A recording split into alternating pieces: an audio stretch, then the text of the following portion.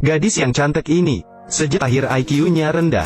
Hari ini, ia dibawa ke kamar oleh pejabat. Pria itu memberinya 3 butir pil, dan mencekokinya dengan jus. Tak lama, kakaknya, Kelly mendobrak kamarnya, dan melihat adiknya sedang diperkosa. Kelly menerjang ke arah pria itu, dan menghunuskan obeng di tangannya, yang tepat mengenai sebelah mata pelaku. Akhirnya, Kelly dipenjara 3 tahun karena melukai anggota Kongres. 3 tahun berlalu, saat Kelly sampai di rumah, adiknya, Zara, memeluknya. Malamnya, Zara bilang ia tidak mau sekolah. Kelly berpikir mungkin Zara tertekan, dan memintanya untuk berjanji melanjutkan sekolah. Zara mengiyakan. Kelly tidak tahu apa yang Zara alami di sekolah. Baru saja gurunya keluar kelas, Zara langsung dikerumuni temannya. Zara memohon supaya mereka melepaskannya, karena hari ini Kelly dibebaskan. Tapi, teman-temannya menolak, dan membawanya keluar dari sekolah. Kelly khawatir Zara belum pulang, dan meneleponnya, tapi, teleponnya tidak diangkat. Zara dibawa paksa oleh mereka ke karaoke. Mereka merekamnya, lalu menyerahkan Zara ke preman.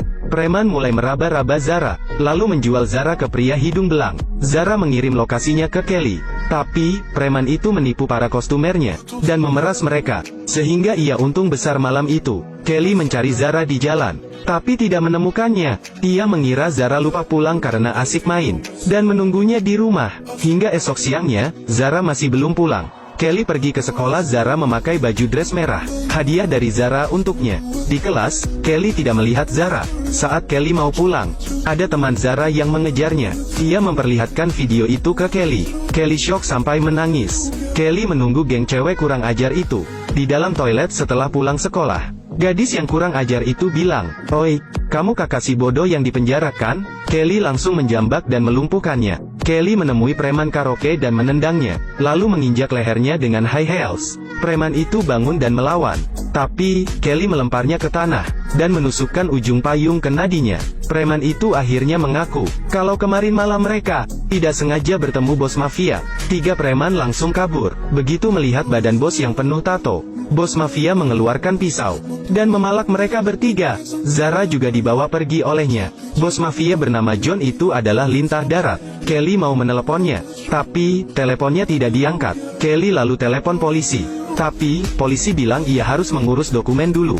Kelly tahu ia cuma bisa mengandalkan dirinya sendiri. Ia pergi ke kantor John. Karyawan John pura-pura tidak mengenalnya, dan segera menutup pintu. Tapi, akhirnya ia bersujud memohon kepada Kelly. Ia tidak tahu kemana John membawa pergi Zara. Kelly mengambil kunci mobilnya. Zara dijual kepada mucikari.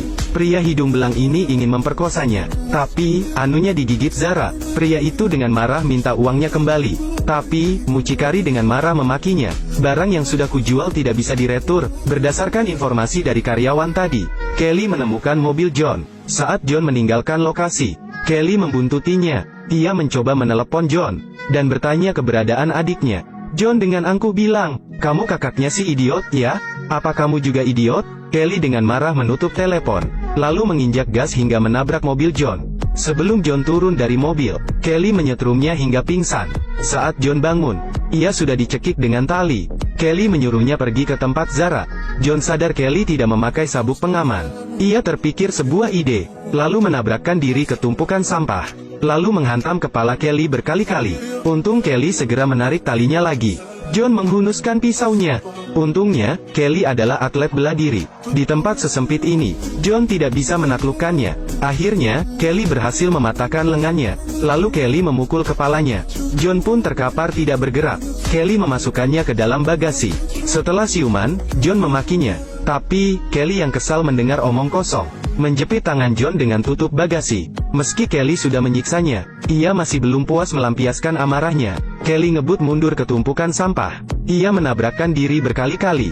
Kelly berpura-pura menjadi teman John dan menelepon Park. Setelah mendapat alamat Park, ia langsung pergi ke sarang mafia Park. Di sana, ia melihat seorang gadis memakai jepit rambut Zara. Ia menyuruh wanita itu membawanya ke Park. Melihat kedatangan gadis cantik, Park tertawa senang karena ia dapat mangsa baru. Ia mau memukul Kelly dengan asbak, tapi, Kelly mengelak dengan cepat. Park lalu memungut pisau di lantai dan menyerang Kelly.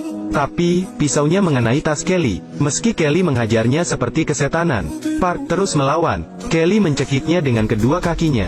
Wanita tadi sampai kaget. Ia cuma bisa berdiam di pojok. Sebenarnya, ia menyuruh Zara untuk menelepon kakaknya. Tapi, tidak ada orang di rumah. Jadi, Zara yang bodoh menelepon supermarket. Yang menangkat adalah Pak Tua. Tapi, yang datang malah anak muda. Kelly pergi ke supermarket itu. Pak Tua tidak mengaku. Kelly sangat marah dan menabrakkannya ke rak barang. Pak Tua masih pura-pura tidak tahu. Kelly menghantamkan kepalanya ke meja, lalu mematahkan beberapa jarinya. Ia lalu menyeret Pak Tua ke pintu. Pak Tua tetap ngeyel. Kelly menjebretkan tangannya di pintu sampai remuk. Lalu, jebretan kedua. Akhirnya, Pak Tua mengaku. Setelah ia menerima telepon, ia memberikan telepon Zara ke fotografer. Wirklich sehr leid. Mir tut es auch leid.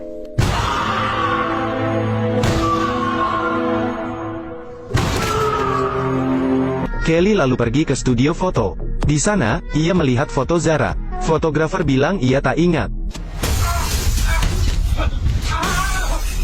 Fotografer sedang memotret Zara yang bodoh, lalu memanfaatkan kesempatan tersebut, lalu mencoba memperkosanya. Setelah dihajar sampai bonyok, fotografer bilang, ia memberikan teleponnya ke montir. Kelly lalu pergi ke bengkel montir. Dengan marah, Kelly menyeret palu besar. Ia berdiri di sebelah montir yang sedang membetulkan mobil.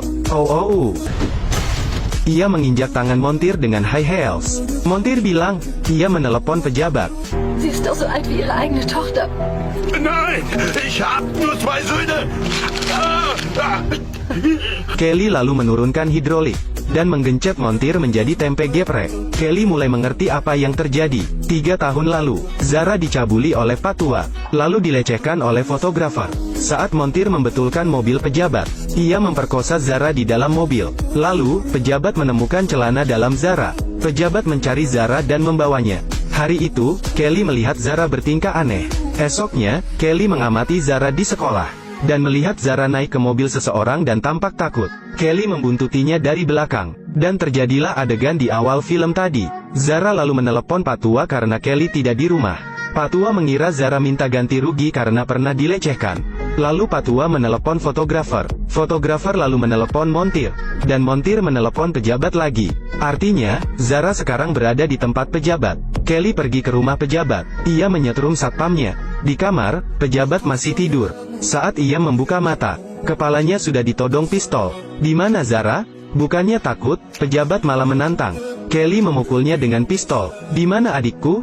Pejabat merebut pistol Kelly dan berteriak kepada satpamnya di luar. Beberapa pria masuk ke kamar. Untungnya Kelly adalah juara nasional bela diri. Ia memakai high heelsnya sebagai senjata dan melumpuhkan semua satpam. Tapi, pejabat berhasil kabur. Kelly mengejarnya dengan mobil. Kelly ngebut dan menabrak mobil pejabat, lalu terus menabrakkannya ke tepi. Tak lupa, Kelly meletuskan pistolnya dan mengenai lengan pejabat. Tapi, pejabat berhasil kabur dan menelepon anak buahnya untuk menghabisi Kelly. Ia juga menelepon tangan kanannya untuk menghabisi Zara. Tapi, pria itu tidak tega dan menelepon Kelly untuk memberitahu keberadaan Zara. Cowok ini sudah ganteng, baik lagi. Ia menyuruh Zara segera mencari Kelly. Baru saja Kelly parkir. Untungnya, ia bangun tepat waktu. Pria yang tadi membantu Zara dibunuh. Kelly ke toilet dan mencuci mukanya, dan bersiap untuk pertarungan hidup dan mati. Ia membalut tangannya dengan korek api, lalu naik mobil dan menabrak bawahan pejabat. Kelly dikeroyok dan tidak bisa kemana-mana. Dengan berani, Kelly berkelahi. Tapi, pistolnya kehabisan peluru. Meski Kelly jago berkelahi, tapi, jumlah mereka terlalu banyak. Mereka berkelahi sepanjang malam. Kelly kelelahan dan akhirnya lengah dan jatuh. Saat ia melihat Zara yang kesakitan, semangat juangnya membara lagi. Ia merebut pisau preman dan menjelma menjadi dewi neraka. Ia membantai mereka semua. Kelly berhasil masuk ke kamar. Ia tidak tahu pejabat bersembunyi di dalam. Saat berkelahi, Kelly terpojok, dan pejabat menikam perutnya dengan pisau. Kelly sekuat tenaga mendorong pejat, dan melampiaskan seluruh amarahnya. Pejabat akhirnya terkapar setelah dihajar. Kelly menungganginya, dan menonjok mukanya sampai ia mati. Meski muka pejabat sudah hancur, Kelly masih memukul. Kelly baru berhenti saat Zara memanggilnya. Mereka lalu meninggalkan kota itu. dan pergi ke tempat lain untuk memulai hidup baru. Film pun tamat. Di hidupmu apa ada seseorang yang sayang padamu seperti Kelly, yang selalu ingin melindungimu? Tapi, ada berapa orang yang memiliki seseorang seperti itu? Kalau tidak, aku harap dunia ini menjadi aman saja. Oke, aku Kaki Minyak. Sampai jumpa di episode selanjutnya.